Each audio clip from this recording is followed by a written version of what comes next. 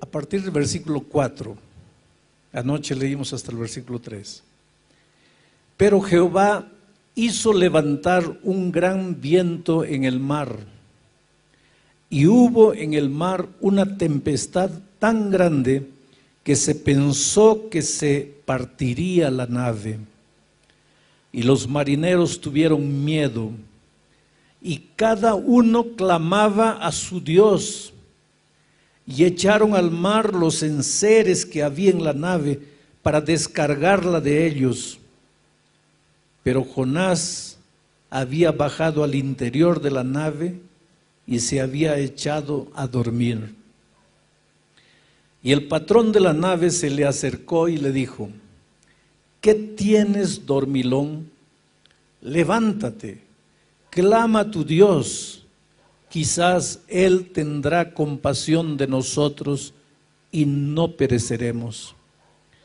Y dijeron cada uno a su compañero: venid y echemos suertes, para que sepamos por causa de quién nos ha venido este mal.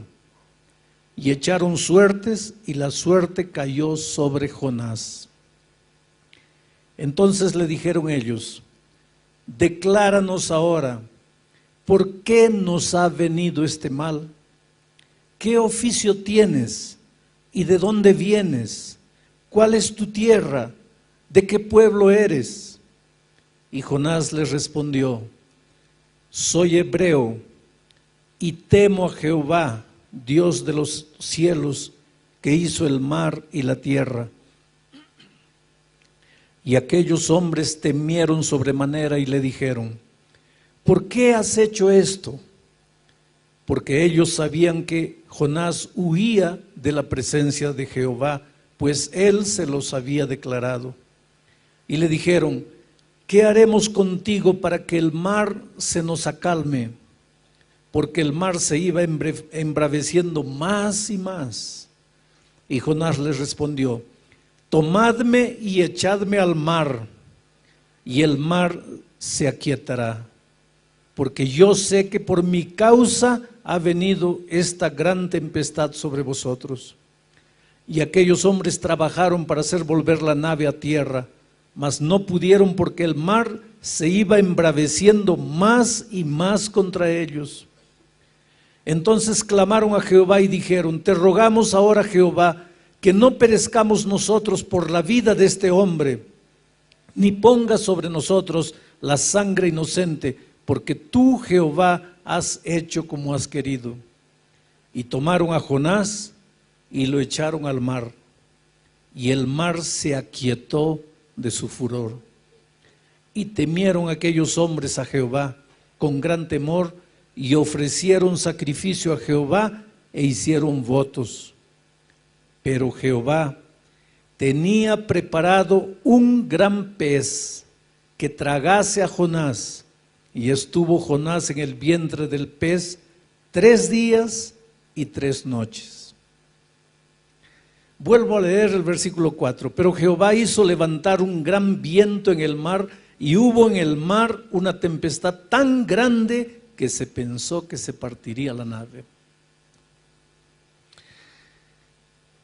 Dios tiene un plan maravilloso para todo aquel que un día se encuentra con Jesús. A Abraham, Dios le dijo: sal de tu tierra, de la casa de tus padres, y anda a una tierra que yo te mostraré. Y tú serás una bendición por donde pases. El plan de Dios para sus hijos es que sus hijos sean una bendición por donde pasen. Pero Jonás, en lugar de ser una bendición en el barco, estaba siendo una maldición. ¡Qué tragedia! Un hombre llamado para ser bendición se había vuelto en una maldición. Por donde tú vas, ¿eres una bendición? Como padre, ¿eres una bendición? Como esposo, como esposa, como hijo, ¿eres una bendición? Como empleado eres una bendición. Como patrón eres una bendición. Es interesante. Yo tengo un hijo abogado. Él se casó hace unos 5 años atrás. Y el día de las bodas conocí a otros 2 socios de él en un estudio jurídico que ellos tienen en Brasilia. Y yo los veía a esos 2 socios, también abogados famosos allá, medio dislocados porque no había bebida, no había cigarro, no había baile, no era el ambiente de ellos. Y dejé todo y me fui a la mesa de ellos para hacer sala, ¿no? Para conversar un poco, para que ellos no se sintiesen fuera del ambiente. Y es impresionante lo que ellos me dijeron. Yo les dije, mire, yo les agradezco a ustedes por el apoyo que ustedes le dan a mi hijo. Y uno de ellos me dijo, mire, nosotros no le damos ningún apoyo. Él es un buen profesional, pero una cosa, nosotros 2 tenemos una gratitud profunda por él, porque él tiene algo que nosotros no tenemos. Él tiene fe, él cree. Y cuando a veces nosotros tenemos un caso casi perdido, cuando parece que ya no vamos a lograr nada, lo primero que hacemos es entrar a la sala de él, no para pedirle ideas con relación al trabajo, sino para pedirle que él haga una oración por nosotros, porque hay momentos en que solo Dios puede resolver algunos problemas. Bueno, eso es lo que Dios quiere para ti, que por donde tú vayas seas una bendición. Tú eres la luz, dijo Dios. Vosotros sois la luz del mundo, dijo Jesús. ¿Ya escuchaste hablar de la leyenda del rayito de luz? El rayito de luz quería conocer a las tinieblas y un día fue a la mamá y le dijo, mamita, quiero conocer a las tinieblas, ¿dónde puedo encontrar a la oscuridad? La mamá le dijo, mira, anda a ese cuarto, allí está la oscuridad, puertas cerradas, ventanas cerradas, métete por alguna rendijita, allí vas a encontrar a la oscuridad. Y el rayito de luz se fue, entró y volvió frustrado. Mamita, entré, pero no había ninguna oscuridad. Entonces la madre le dijo, mira, ándate al centro de la tierra, allá al fondo de la tierra, ahí está la oscuridad. Y el rayito de luz se fue allá y volvió triste. Mamita, tampoco encontré la oscuridad. Y la mamá lo mandaba para aquí, lo mandaba para allá y el rayito de luz volvía y le decía, mamá, no encuentro a la oscuridad. Y la mamá le dijo, mira hijito, nunca vas a encontrar a la oscuridad, porque por donde tú vayas, todo va a quedar iluminado, porque tú eres un rayo de luz. Oh querido, tú eres un rayo de luz. Tú naciste para ser una bendición. Mucha gente se queja y dice así, esta vida es un infierno, esta vida es injusta, nadie me ama, nadie me quiere, nadie me acepta, todo el mundo me trata mal. Pero yo quiero darte una noticia que no sé si te va a gustar. No es que todo el mundo te trata mal, no es que nadie te quiere, es que este mundo, esta vida es como un espejo. Si tú vas al espejo y le sonríes, el espejo te sonríe. Si tú vas al espejo con rabia en el rostro, el espejo te va a devolver la misma imagen. Si tú lloras delante del espejo, el espejo te va a devolver la imagen de alguien llorando. El problema es que tú andas con el rostro fruncido, andas quejándote de la vida, miras a las personas y nadie te gusta, vives criticando, mirando los defectos de las personas, pero quieres que te acepten. Quieres que todos se traten bien. Querido, trata bien a las personas. Ama a las personas. Acéptalas como son. Tú no vas a cambiar la personalidad de los seres humanos. Pero ese es muy hablador, acéptalo así hablador. Ese es muy callado, acéptalo callado. Ese es muy triste, acéptalo triste. Ese es muy nostálgico, acéptalo nostálgico. Porque cuando tú aceptes a las personas como son, las personas te van a aceptar a ti como tú eres. El problema es que nosotros queremos que las personas sean de la manera que nosotros queremos que sean. Pero si las personas cobran eso también de nosotros, ¿a dónde vamos? Jonás había nacido para ser una bendición, pero estaba haciendo una maldición. Y no estaba haciendo una maldición solo para la gente que estaba en el barco, estaba haciendo una maldición para sí mismo. Al escaparse de Dios, Jonás había perdido 4 cosas maravillosas. Y cada vez que tú no quieres compromiso con Dios, cada vez que tú corres de Dios, cada vez que tú te limitas a acompañar a Dios de lejos, pero no te acercas, no te comprometes, no te relacionas. Ahora mira, en los tiempos de Cristo, multitudes seguían a Jesucristo. ¿Cuántos comieron del pan en el milagro de la multiplicación de los panes y peces? Por lo menos unas 15,000 personas. Cuando crucificaron a Jesucristo, ¿dónde estaban esas 15,000 personas que comieron el pan que Jesús multiplicó?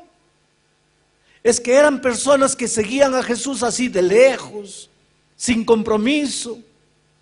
Está distribuyendo pan, llego cerca.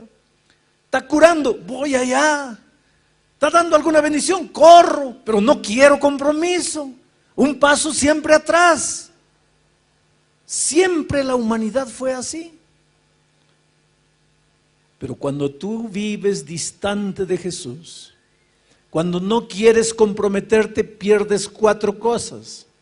Las 4 cosas que Jonás había perdido cuando decidió alejarse de Dios. En primer lugar, Jonás perdió su capacidad de orar. Perdió su capacidad de orar. ¿Recuerdas cuando leí el texto? Cuando la tormenta apareció, cuando el problema apareció, dice que cada uno de los marineros oraba a un Dios diferente. Cada uno tenía su Dios y cada uno clamaba a Dios. Yo creo que el jefe de los marineros convocó a una noche de oración especial, una reunión especial de oración para que Dios calme la tempestad. Y cada uno oraba a un Dios extraño. Ahora, la única persona que conocía al Dios verdadero, creador de los cielos y la tierra, dormía. Jonás, en la historia, es el primer cristiano que se durmió en una reunión de oración.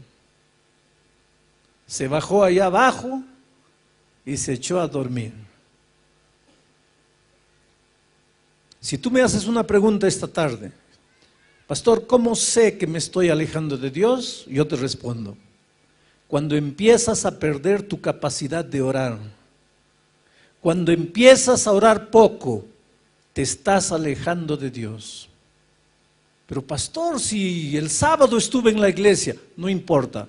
Pero pastor, si yo soy anciano, no importa. Pero pastor, si yo pasé la lección de la escuela sabática, no importa. El hecho de que vienes a la iglesia no mide tu comunión con Dios. El hecho de que tienes un cargo en la iglesia no mide tu comunión con Dios. Lo que mide tu comunión con Dios es tu capacidad de orar. Y la primera evidencia de que te estás alejando de Dios es que te da menos y menos ganas de orar. Y cuando tú no oras puedes estar en la iglesia, pero estás solo en la vida. Y cuando la tormenta viene, ¿qué haces?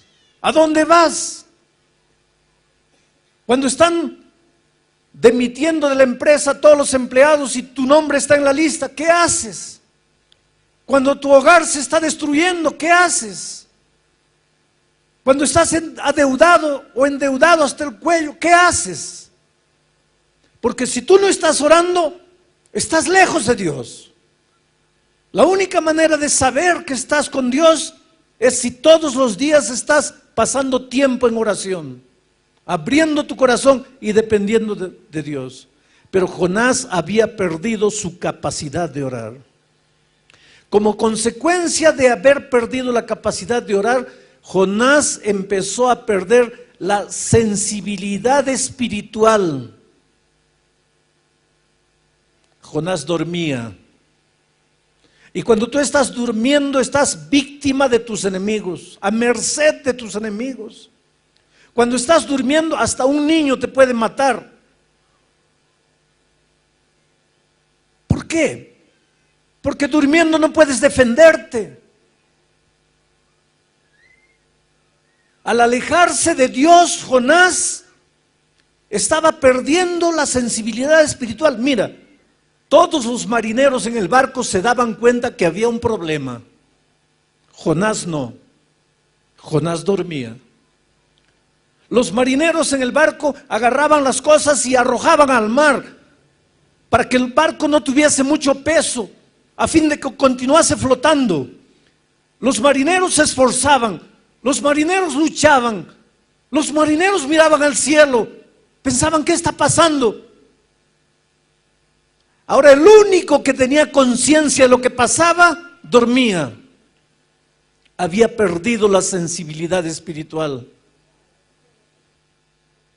¿Sabes que lidiar con cosas espirituales es una bendición, pero puede transformarse en una maldición? Porque podemos familiarizarnos tanto con las cosas espirituales que pasan a ser rutinarias. Dejan de ser especiales, dejan de ser sagradas, tórnanse comunes, tórnanse simples. Pierdes la sensibilidad espiritual. Hay tanta violencia en el mundo, hay tanto secuestro, explosionan las torres, hay guerra, hay terremoto, hay tsunami. ¿Cuándo escuchaste hablar de tsunami? A no ser de estos últimos años. 10 años atrás, ¿sabías lo que era tsunami? Hoy día, ¿alguien no sabe lo que es tsunami? Todo el mundo. Quiere decir, algo está sucediendo en nuestro mundo. Algo está pasando. Y hay mucha gente que no conoce a Dios, que no conoce la palabra de Dios, pero se pregunta, ¿qué está pasando? Y muchos que están en la iglesia duermen, no se dan cuenta, están perdiendo la sensibilidad espiritual. Al perder su capacidad de orar, Jonás pierde su sensibilidad espiritual. Y al perder la sensibilidad espiritual, Jonás pierde su capacidad de oír la voz de Dios. Se endurece, se adormece y duerme. Y querido, ay de ti y de mí si un día perdemos la capacidad de escuchar la voz de Dios. ¿Cómo Dios habla a tu corazón? A través de la conciencia, que saca sus conclusiones de la palabra de Dios. Pero cuando Dios te habla y no le escuchas, te sigue hablando y no le escuchas, te continúa hablando y no le escuchas, tu corazón se va endureciendo,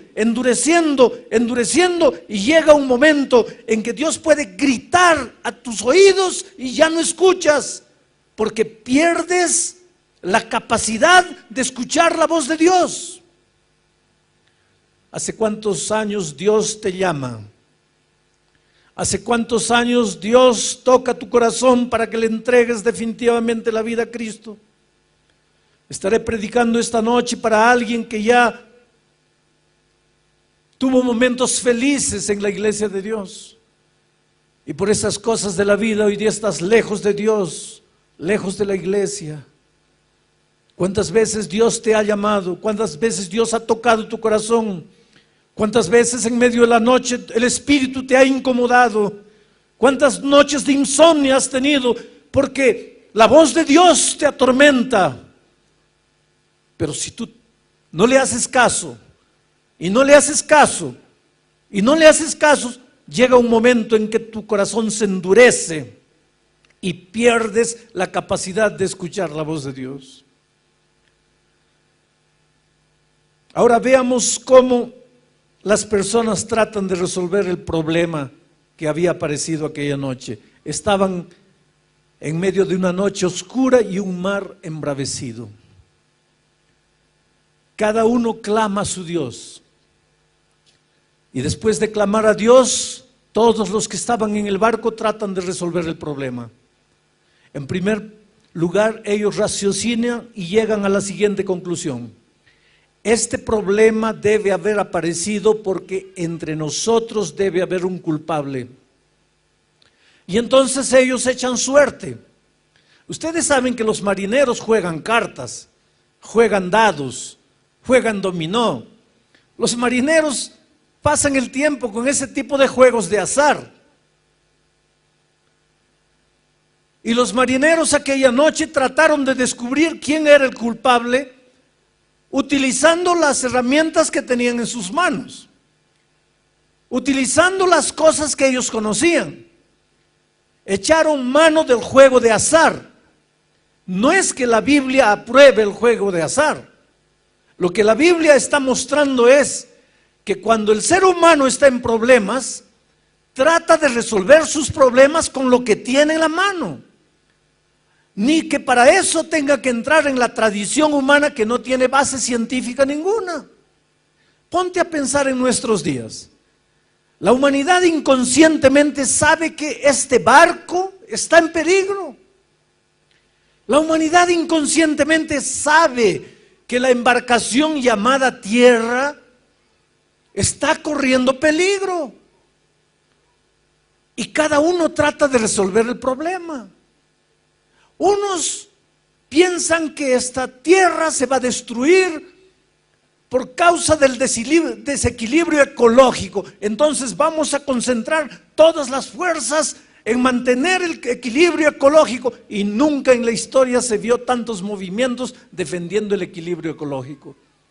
Y claro que tiene razón de ser, pero la solución para el planeta no está ahí. Hay mucha violencia, hay mucho robo, hay mucha deshonestidad. Entonces, ¿qué debemos hacer? Vamos a construir prisiones para que todos los ladrones vayan allá.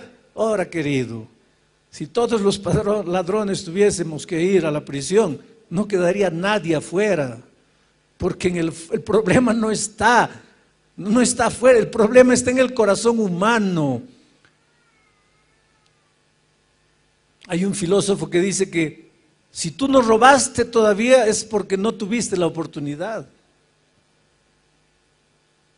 Y yo te voy a confesar una cosa, porque quiero que entiendas que soy un ser humano tan humano cuanto tú. Un día en los Estados Unidos entregué un billete de $100, un billete de $10 para una compra que hice de $2, $3. Y la chica debería tener algún problema ese día, seguro que peleó con el esposo o algún hijo estaba enfermo. Evidentemente su cuerpo estaba allí, pero su cabeza no estaba, porque me recibió el billete de $10 y me dio el vuelto de $100. ¿Qué es lo que debería haber hecho yo inmediatamente? ¿Qué debería haber hecho? Devolver. Y devolví. Pero pensé 2 segundos antes de devolver. Y después me asusté. ¿Por qué tuve que pensar? ¿Por qué tuve que pensar? ¿Por qué no devolví en el acto? Como algo natural. Porque la honestidad no es natural. No es natural de nuestra naturaleza pecaminosa.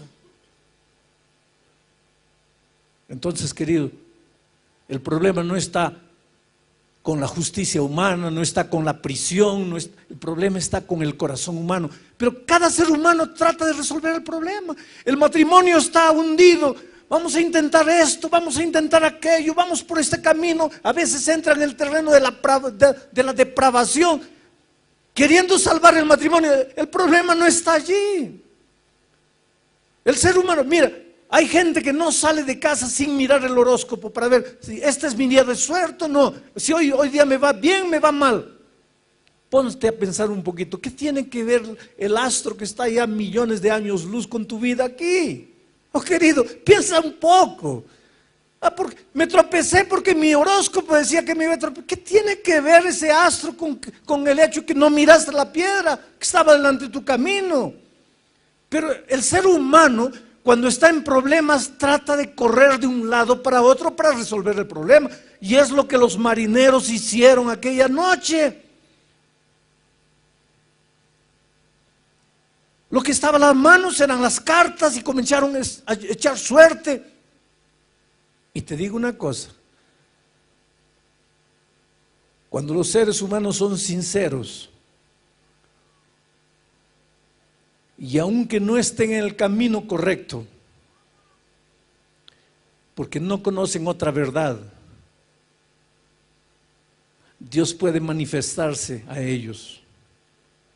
Y fue lo que sucedió aquella noche, porque la suerte cayó a Jonás. Y ahora los marineros fueron a Jonás y le preguntaron: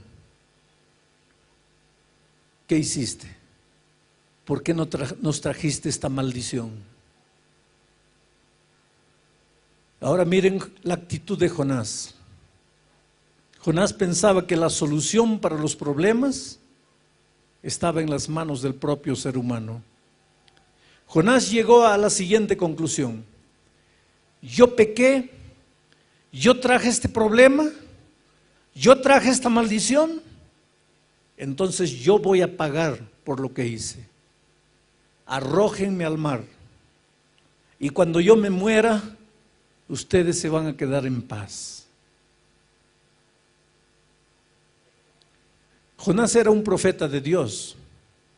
Jonás conocía el tema de la gracia redentora. Hay muchos cristianos sinceros que piensan que en el Antiguo Testamento la enseñanza es salvación por las obras y que en el Nuevo Testamento la enseñanza es salvación por la gracia. Pero si tú lees la Biblia desde el Génesis hasta el Apocalipsis, vas a ver que la única enseñanza bíblica es la salvación por la gracia. Por las obras nadie se salva, por la ley nadie se salva, por guardar mandamientos nadie se salva. Desde el jardín del Edén, cuando un cordero fue sacrificado para preparar vestidos para cubrir la desnudez del hombre, Dios estaba diciendo que la salvación es únicamente por la gracia de Jesucristo, porque ese cordero simbolizaba al cordero de Dios que tiraría el pecado del mundo. Cuando Israel todos los días ofrecía sacrificio y un corderito era sacrificado, el mensaje era: la salvación es únicamente por la gracia.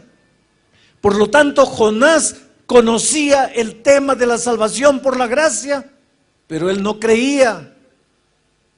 Él tenía una manera de pensar: el que la hace, la paga. Yo la hice, entonces merezco morir. Y es verdad, queridos. La Biblia dice: por cuanto todos pecaron, están destituidos de la gloria de Dios. Pablo afirma: la paga del pecado es la muerte. Todos esta noche merecemos morir. No hay justo ni siquiera uno, dice la Biblia. No hay quien busque el bien. Está en nuestra naturaleza el pecado. Nuestra inclinación natural es hacia el mal. Por lo tanto, aquí nadie tiene derecho de ser salvo. La salvación no es por derecho. La salvación no es por merecimiento. La salvación no es porque has hecho alguna cosa buena. La salvación no es por puntos que ganaste. La salvación no es una medalla de honra que recibes. La salvación es únicamente por la gracia de Cristo, porque Él te ama, a pesar de lo que has hecho, a pesar de tu pecado, a pesar de la vida que has vivido, a pesar de que creas o no creas. Dios te ama y quiere salvarte. Pero Jonás no entendía eso. Por ejemplo, cuando Jonás decidió escaparse de la presencia de Dios, fue porque Dios le dijo: levántate, ve a Nínive y profetiza. Y Jonás, más adelante vamos a ver eso, le dice a Dios: yo hubiera ido a Nínive a profetizar si yo hubiera sabido que tú los ibas a destruir. Pero Dios, yo te conozco y yo sé que si yo predicaba en Nínive, los ninivitas se iban a arrepentir y tú los ibas a perdonar. Y en mi opinión, esa gente no merece perdón. Por lo tanto, yo me escapé. Yo no fui a Nínive porque tú no ibas a cumplir con tu palabra. Y ahora, cuando Jonás le dijo a los marineros: arrójenme al mar, y los marineros lo arrojaron al mar, yo imagino la escena, déjenme imaginar. Jonás dando vuelta en el agua antes de hundirse. Las ondas como un remolino tratando de hundirlo. Y Jonás ya solo con la cabeza para afuera, mirando al cielo y diciéndole a Dios: ¿está viendo, Señor? Es así que se trata al pecador. Pecó, murió. Pero los ninivitas pecaron y yo sé que tú los ibas a perdonar. Entonces yo te estoy dando una clase de teología. Yo te estoy dando una lección de salvación. Es así que se trata al pecador. Oh, querido, es realmente así que se trata al pecador. Pero no es así que Dios trata al pecador. Porque si Dios te tratase como tú mereces, ¿dónde estarías tú? Si Dios me tratase a mí como yo merezco, ¿dónde estaría yo? Los marineros clamaron a Dios antes de arrojar a Jonás y le dijeron: Señor, no queremos morir por causa de la vida de un inocente. ¿Inocente? ¿Jonás era inocente? Jonás murió, o posiblemente moriría, pero no estaba muriendo por los marineros. Los marineros eran los inocentes. Jonás estaba muriendo por su propia culpa. Diferente de Jesús, que cuando murió en la cruz del Calvario, no estaba muriendo por él, porque Jesús sí era inocente. Él sí estaba muriendo por los pecadores. Él estaba muriendo por mí. Por eso, toda la eternidad no será suficiente para que yo pueda agradecer el amor maravilloso de Jesucristo. Y Jonás desapareció en las aguas. Todo el mundo pensó que había muerto. Y ahora entro a la parte final del texto de esta noche. El último versículo del capítulo 1 dice así: pero Jehová tenía preparado un gran pez. El problema del pecado a Dios no lo agarró por sorpresa. Desde la eternidad Dios ya tenía el plan de salvación preparado. Dios había preparado un gran pez. Ese pez recibiría a Jonás, lo sacaría de las profundidades del mar, lo llevaría a la playa y lo dejaría salvo allí. Tú y yo somos Jonás. Por nuestros pensamientos, por nuestros sentimientos, por nuestras actitudes, nosotros merecemos el fondo del mar, el fondo del pecado, el fondo de la muerte.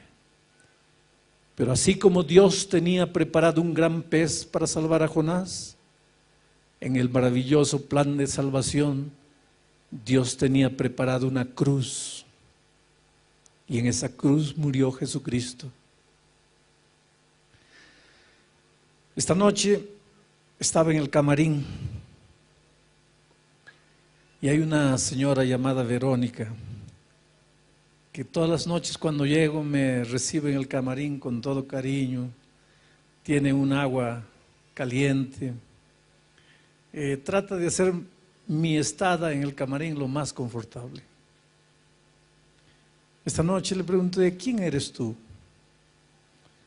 Y ella me dijo, pastor, hace muchos años, 9 años atrás, cuando mi hijo mayor tenía apenas 6 años, 7 años, mi esposo se fue con otra mujer. Nunca más lo vi, me dejó con 3 hijos, sola para criar 3 hijos. Y un día tuve ganas de morir. Quise quitarme la vida. Estaba en el fondo del pozo. Estaba destruida. La vida no tenía sentido. Y Dios me extendió la mano y me sacó del fondo del pozo. Y hoy día mis hijos ya empiezan a crecer. Mi hijo mayor ya tiene 16 años.